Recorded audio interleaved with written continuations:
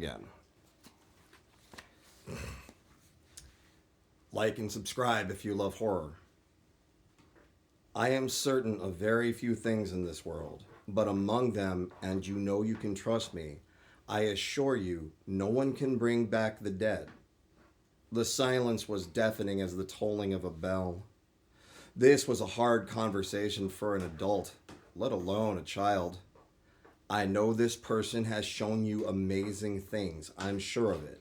I know this person has offered you amazing things. But it's extremely important that you understand they can't give you what you want. But if they're lying, if it's not real, the poor child practically melted into her seat in despair. Parisia staggered in multiple stages of crying, denial, and anger while she relived the harsh lesson that was having lost Buster. It was bad enough having to do it in the first time without being manipulated, then having to revisit that pain with a sense of finality. I know you just want to see Buster again. Percy pivoted the subject. I would have given anything to see Rawhide again, or my mother for that matter, who passed away 6 years ago. I know it hurts in a profound way, ways you can't quite get out the words, but it's the truth. He remained stoic as the little girl cried, but soft in tone, trying to remember what it was like when he was her age.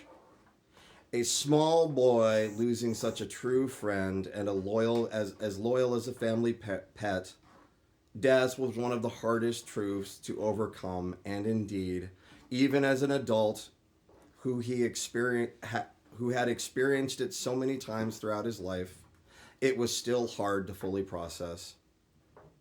And he meant every word of it. Had some swindler come along and when he was a child and offered him the same power, he would have certainly dived on it. In fact, were they a good enough confidence man, he was not sure he wouldn't jump on the opportunity right now. Just one more day with his mother was worth all of his life savings. Parisia time to process. Okay. He gave Parisia time to process and fully grieve. She staggered in multiple stages of crying, denial, and anger while she relived the hard lesson of having lost Buster. It was bad enough having to do it the first time without being manipulated and revisiting that pain with a sense of finality. Didn't I just read that? Anyways. After a few minutes to give her time, Percy spoke. Parisia, we need to talk about this other person. The person from the internet. He's not from the internet. That's just where I learned about him, she sniffed. He's a king where he's from. I'm sure he told you that. As much as he wanted to jump right on this development, and every fiber of his being gripped for it, he held back as to allow his client a sense of comfort. Did he ever mention where he was from? He said it doesn't have a name, but it's often mistaken for other places, bad places, she answered cryptically. Did he ever tell you his name? He asked, hoping for some detail that might give up the crook. He said I had to make up a name and asked me to call him something. I named him Simon, like Simon Says, because we'd always try to make a game out of everything he told me to do. Whoever this was knew how to hide themselves, even if they got caught at their own game. I know you've been deleting your browser history, but maybe you can bring me to the website where you met him. Maybe even introduce me to him. He leaned in, quite unconsciously. It was hard not to be eager. He's here right now. I can introduce you to him. She sounded angry, like the comment was meant as a slight to another person in the room. This stumped Percy flat. Could all of this been from some imaginary friend? Some alternate personality concocted by Parisia? She's never shown any of the symptoms to present with alternative personalities. While even While it even made sense in a way, the simple trauma of having a pet die concocted a personality that helps to cope with the reality of death. There should have been some clue before now. I'm sorry, are they in the room with us now? Is Simon in the room with us now? Percy probed in genuine confusion. Parisia jerked her head to the left and scowled. She leaned on the arm of her chair and scolded an invisible actor right next to her. You lied to me. You said you could bring Buster back. Well, where is he? You said you could show me how to bring people back, but it's been months. Why did we have to play with Jessica anyway? Why can't we bring Buster back right now? I did everything you said. The sudden change in attitude and sudden action shocked Percy. This was beyond anything he'd expected. Months of psychological evaluations had never hinted at this possibility. Yet here she was, a young child apparently blaming all of her issues on an invisible man in the room. You're a liar! You've been upsetting my parents for months now and never brought back Buster, she announced defiantly. The temperature in the room dropped.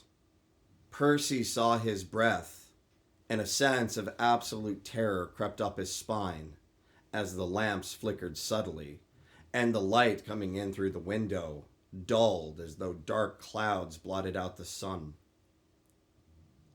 We killed dozens of animals, and you never brought any of them back like you said you would. Not one. You told me it was only temporary. Well, that was a week ago. I want Buster, you liar.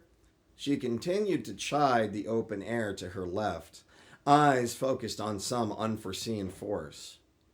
In the open air, in the dull light that was left in the room, motes of dust floated about as they do, but collided or drafted around a solid object, nearly imperceptible to Percy. It was so faint, he adjusted his eyes and immediately lost sight of it. For that moment, he was paralyzed with fear. He couldn't formulate words as so much as even twitch as he broke into a cold sweat. You're a liar! You're a dirty liar! Parisia belted out at the top of her lungs. Before Percy could make sense of things or collect himself enough to speak, something else spoke. That is quite enough, little one. There was a strange sound like the creaking of a door, but in the sound echoed words as clear as a bell. Parisia?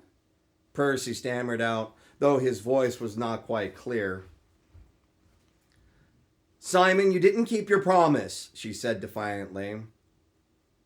Well, this is awkward. The creaking noise and the voice came with it.